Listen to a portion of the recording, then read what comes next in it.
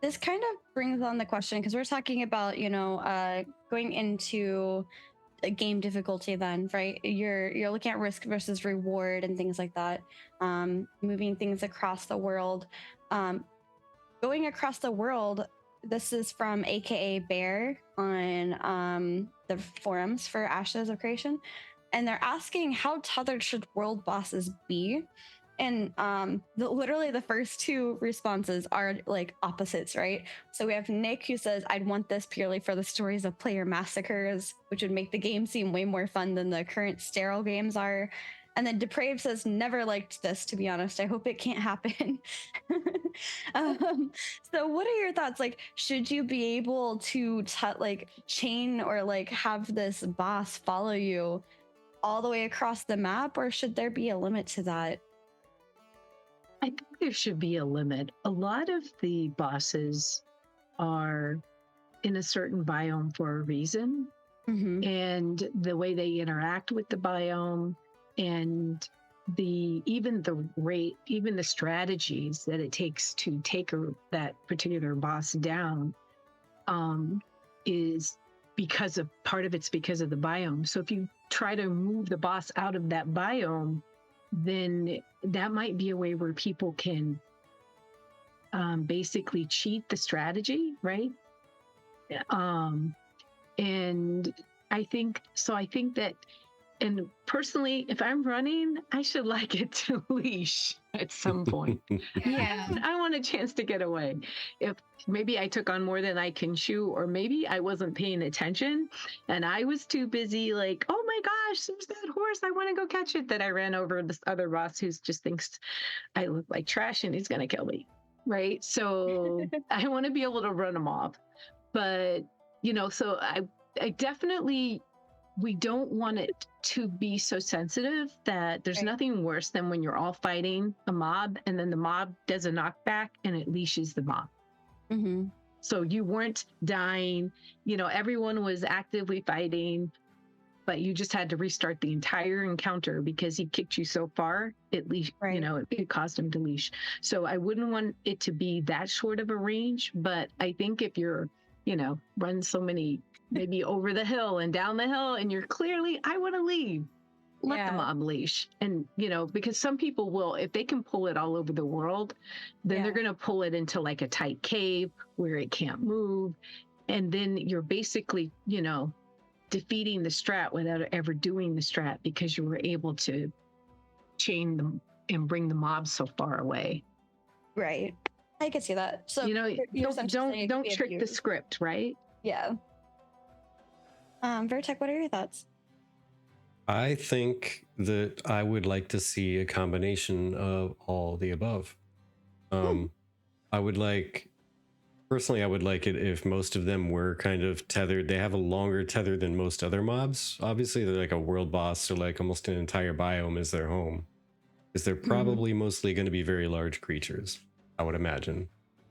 But even if so, they're used to, that being their area. Like, this is my home. I allow these creatures and whatnot to live here, but you are not these creatures. Get out. Right. But then I think there should be some, I guess, just for lack of better phrasing, like legendary world bosses that appear on a much longer deep spawn timer. So that when they die, it takes a lot longer for them to come around again. But then they have, say, an entire continent. They can go over anywhere on that entire continent. They have a quote-unquote home, or maybe a couple of them that they might spawn in or walk between, but then anywhere in there they could be dragged around. Because that one's going to be a big event anyway. If somebody doesn't call their guild and take care of it at the spot they found it, they might not be able to have a chance to take it down anyway. Yeah. So dragging it back to town, it's gonna have a lot of attention drawn. True. And then you have the whole entire town or node kind of trying to attack it because they're trying to survive this thing attacking them. But I also would like the idea of being able to outrun it if you're not going to have a tether. Like, could I at least outrun it? Because again, what if I accidentally aggroed it? It was not my intention to aggro it. I would like to not be aggroed by it. Like, I could just see myself doing that on accident. Maybe I didn't realize just how far the the zone of influence was for that, or zone of aggro was for that item or that creature. Just I think Steven it back to town.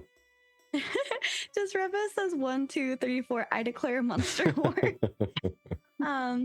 Pocketsar says, but did you die? Sir Huntington says, I'm looking forward to the PvE raid team and PvP, I think, heal team aspect of open world raiding. Maybe you initially go into the boss with 60 folks, but 40 of you have to peel for the PvE team, who is now 20 for the PvE team. I kind of like that because I feel like that's something we've seen a lot in the community, right? Is that you're going to have your PvPers with your PvEers, or your PvEers are going to have to be decently good at PvP to fend for themselves in a game like Ashes, especially with how open world everything is. And that kind of takes me to our final conversation on game difficulty. And this is a video by Nice. I want to just put it out there. And we've talked recently about how with open world raiding and open world dungeons, the ability for people to come and PvP you, should the mobs or the monsters be easier to fight then, because now you also have to deal with these people attacking you that are other playing characters in addition to this mob that you're already trying to attack and the mob that they're trying to attack. And Nice is kind of having this conversation of how, there are some people that like to play their games on hard mode, and I'm the type of person that I like to play my games on easy mode because I'm not looking to be like the sweatiest at the game. Also, maybe I'm just not good enough at the game to play it at the hardest mode level, right? So with Ashes attracting all of these people and MMORPGs attracting all these different types of people, how will Ashes kind of handle this difficulty problem? What are your thoughts? Well, like you, I'm playing a game Nightingale right now. So I'm playing it on easy mode because I want to experience the game, right? Rather than dying a million times. And then sometimes I'll go back, and then once I've played it, I'll go back and play it again on standard mode. If I figure like, okay, we can do this. But the thing about MMORPGs is that you can't set the level of the game. It's the same for everybody. So then what do? You have to get friends who are strong. Like, it's a no, everybody knows I have no Mario skills. So if it's going to require a very intricate pattern of jumping from this place to that place, I'm usually in the lava, I know someone like that. I don't know what you're talking about. So my husband, he always has to come and save me, or some of my friends and my guildmates, they'll come save me. But I have my own pieces that I bring to the game, but super skills is not one of them. So, and I think that that's what we have to do is in an MMO, just because I don't have a skill doesn't mean they have to dumb down the mob. I just have to find some people who are complementary to me. So like, I'm really, really good at healing. So if it's a really, really hard mob, I'm going to bring my healer and not my mage. Right. And then let them interact with it while I'm interacting with all of my people. And I can follow a script. I just have to see the script at least once to know what to expect. Right. But I am going to have a really good tank and some people who really know how to DPS, and I know how to keep you alive. So it's kind of just who you ally with and surround yourself with to help you level out the game some. Yeah. Desreva says Prague team confirmed Shakacon. And also Desreva says that he'll teach you the ways. Yeah, I'm so bad at jumping puzzles, Peon. Virtek, what are your thoughts on MMO difficulties? So I hope everyone's sitting down for this, because this is going to be one of the few times where I'm actually going to compliment World of Warcraft. So I think what they did with dungeon difficulty levels, to a degree, mind you, within the spectrum, I think they did it well because there were dungeons you could go to, and it was cool. It was challenging, but it wasn't overkill. It was something that a lot of people could do relatively early without being carried through. When you reach the dungeon, as long as you're relatively well equipped, you could go through and you could be successful. But then there were the heroic modes that you could go in, and it was a harder version of that. And that was more for the people who really wanted to push themselves. And then you get up to raids, and then you had, the normal mode, and then you had the heroics, and there were 10 and there was 25, and they were hard in their own rights, but they had different reasons why they were difficult between the 10 and the 25. So there were different difficulty tiers and different styles of playing. Did you want to bring in the giant group and take down something it was going to take longer to kill, or did you want to bring in the smaller group and it's easier to kill, quote unquote, but if you lose one person, you're losing a larger portion of your fighting force. Right. That's sorry. Oh, no worries. But yeah, I guess just to wrap up, I kind of like that. Like, there's something for everyone to approach. Like, there wasn't as long as there's something that everyone can approach. Maybe they're not going to be successful at it if they're trying to aim for like the big heavy duty stuff right off the bat, but at least have it there. I like the challenging stuff. I really, really do. But we also have to keep in mind that raiding and dungeoning is going to be really, really hard to do because of the PvP folks out there. It's going to be really hard to get a PvE focused group out there. Now, one thing that Steven has talked about, and publicly, so I can say this, is that when you go into some of the dungeons, right, or any of the dungeons, like the game looks and calculates how long did it take your group to kill that named, right? How long did it take you to get to the next named? And that's going to set the difficulty level of the next named. So if you're able to move through it quickly, then when you hit the next named for your group, is going to be a harder fight than he was for the group that came before. That might have taken a long time.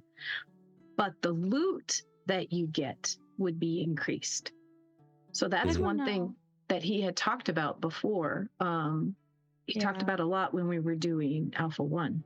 Yeah, I like that idea as long as it's not open instance or non-instance rating, because I am with Virtek in the idea that I like the increased difficulty for the dungeon. That feels like I am getting better at healing or whatever, certain mechanics. Right. It gives me a level to base my progression off of.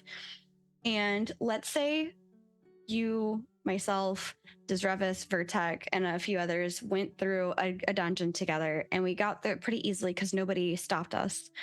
But we get to the second named, and because we got through the first one pretty easily, the second named's a bit more tough. But now we have a sneaky group of PvP people who are looking to gank us and take over our second named.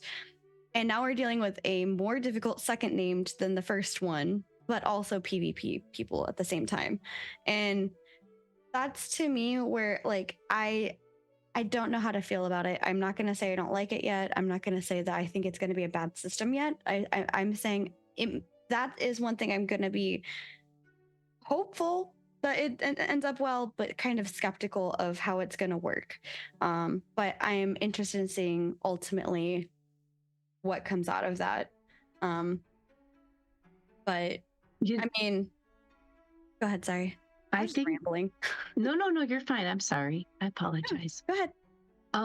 You just made me think of something, and that is, think about this. If they have to do something that once our group has started fighting a mob, that kind of makes them protected in some way. And the reason is, and because what you just said made me think about, let's say group A comes and they're fighting this mob, and group B comes and they want to fight the mob too. And they don't want to fight group A. They just want to join in, because in Ashes, you can do that. Mm-hmm. But if someone in group A does an AoE or group B does an AoE, the other group is going to get damaged, even though they don't want to intentionally damage the other group. So all of a sudden, it's going to make like AoEs become a nightmare. So yeah, that's at least one thing that sorry to interrupt, but just that's one thing at least that Steven's mentioned and whatnot is that you have to electively turn on that your AoE damage will damage other players, and that your AoE heals will heal other players when you are not flagged as a combatant. Now, can you turn them on separately so you can say, I don't want to damage other people with my AoE, but I do want to heal other people with my AoEs? Yeah. But I think when you heal a combatant with an AoE heal, though, it makes you as a combatant. Yeah. But I mean, I feel like this is going to be something that, you know, we'll see in Alpha 2. We'll be able to get a test and give our feedback on and be like, hey, this is how we're feeling, you know? Right. Yeah, I'm in the same boat because talking about the difficulty, like, just to kind of cap out my thoughts on it, there would be the difficulty is going to be very difficult to dial in when you have to consider multiple groups that are trying to literally compete with you, like take you out while you're trying to kill it, and also just trying to sabotage you by jumping in with their entire group and making the boss have extra mechanics that account for too many people in the area and to wipe both groups. And now it's whoever gets back there first and starts attacking it might be able to take it over. Right. Yeah, things like that could really make it toxic. So I'm hoping it doesn't happen.